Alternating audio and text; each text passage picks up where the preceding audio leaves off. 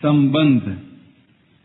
अब पीछे के श्लोक को पुष्ट करने के लिए भगवान आगे के 51वें श्लोक में उदाहरण देते हैं।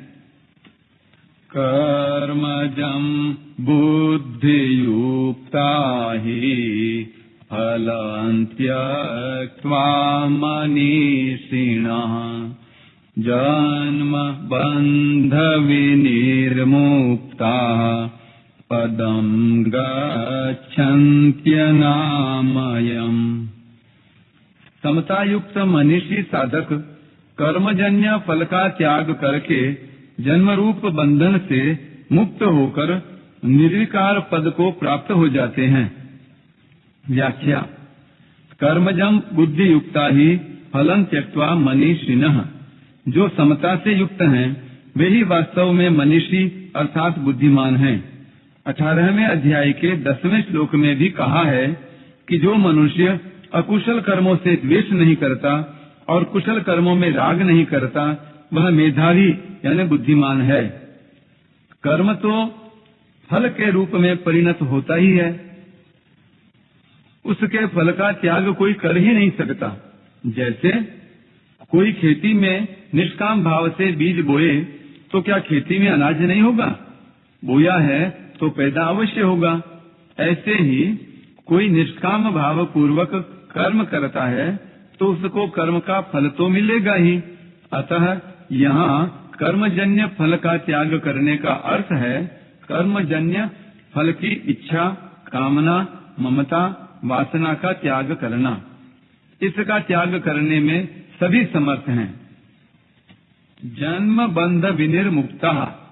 समता युक्त मनीषी साधक जन्म रूप बंधन से मुक्त हो जाते हैं, कारण कि समता में स्थित हो जाने से उनमें राग द्वेष, कामना, वासना, ममता आदि दोष किंचन मात्र भी नहीं रहते। अतः उनके पुनर्जन्म का कारण ही नहीं रहता। वे जन्म मरण रूप बंधन से सदा के लिए मुक्त हो जाते हैं। पदं गच्छन्त्यनामयम्। आमय नाम रोग का है। रोग एक विकार है जिसमें किंचन मात्र भी किसी प्रकार का विकार न हो, उसको अनामय अर्थात निर्विकार कहते हैं। समता युक्त मनीषी लोग ऐसे निर्विकार पद को प्राप्त हो जाते हैं। इसी निर्विकार पद को 15वें अध्याय के 5वें श्लोक में अव्यय पद और 18वें अध्याय के 56वें श्लोक में शाश्वत अव्यय पद नाम से कहा गया है। यद्यपि गीता में सत्वगुण को भी अनामय कहा गया है, पर वास्तव में अनामय यानी निर्विकार तो अपना स्वरूप अथवा परमात्म तत्व ही है, क्योंकि वह गुणातीत तत्व है जिसको प्राप्त होकर फिर किसी को भी जन्म मरण के चक्कर में नहीं आना पड़ता। परमात्म तत्व की प्राप्ति में हेतु होने से भगवान ने सत्व गुण को भी अनामय कह दिया है।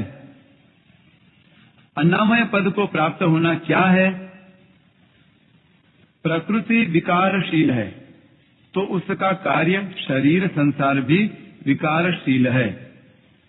स्वयं निर्विकार होते हुए भी जब यह विकारी शरीर के साथ तादात्म्य कर लेता है तब यह अपने को भी विकारी मान लेता है, परंतु जब यह शरीर के साथ माने हुए संबंध का त्याग कर देता है तब इसको अपने सहज निर्विकार स्वरूप का अनुभव हो जाता है। इस स्वाभाविक निर्विकारता का अनुभव होने को ही यहाँ अनामय पद को प्राप्त होना कहा गया है।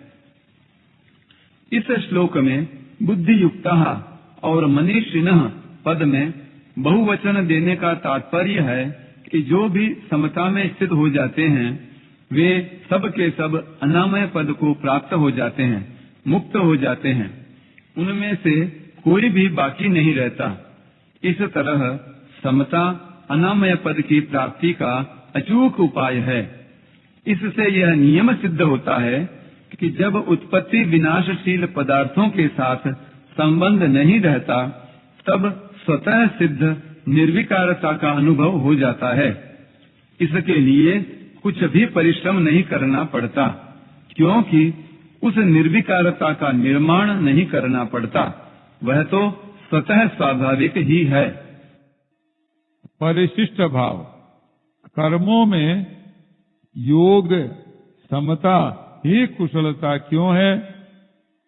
इसका कारण ही पद से इस श्लोक में बताते हैं। सात्विक कर्म का फल निर्मल है, राजस कर्म का फल दुख है और तामस कर्म का फल मूढ़ता है। इन तीनों प्रकार के फलों का समतायुक्त मनुष्य त्याग कर देता है। कर्मजन्य फल के त्याग के दो अर्थ हैं, फल की इच्छा का त्याग करना और कर्मों के फलस्वरूप अनुकूल प्रतिकूल परिस्थिति प्राप्त होने पर सुखी दुखी न होना। वास्तव में उत्पत्ति विनाशशील संपूर्ण संसार कर्म फल के सिवाय और कुछ है ही नहीं। कर्म फल का त्याग कर दें तो फिर कोई भी बंधन बाकी नहीं रहता। मनीषी शब्द का अर्थ है बुद्धिमान। पूर्व श्लोक के अनुसार समता पूर्वक कर्म करना ही बुद्धिमत्ता है। सबुद्धिमान मनुष्येषु पदम गच्छन्त्यनामयम्। गच्छन्ति पद के तीन अर्थ होते हैं, ज्ञान होना, गमन करना और प्राप्त होना। यहाँ निर्विकार पद की प्राप्ति का अर्थ है जन्म मरण से रहित पने का, और निर्विकार पद की स्वतः सिद्ध प्राप्ति का ज्ञान हो जाना। कारण कि नित्य निवृत्ति की ही निवृत्ति होती है और नित्य प्राप्त की ही प्राप्ति होती है।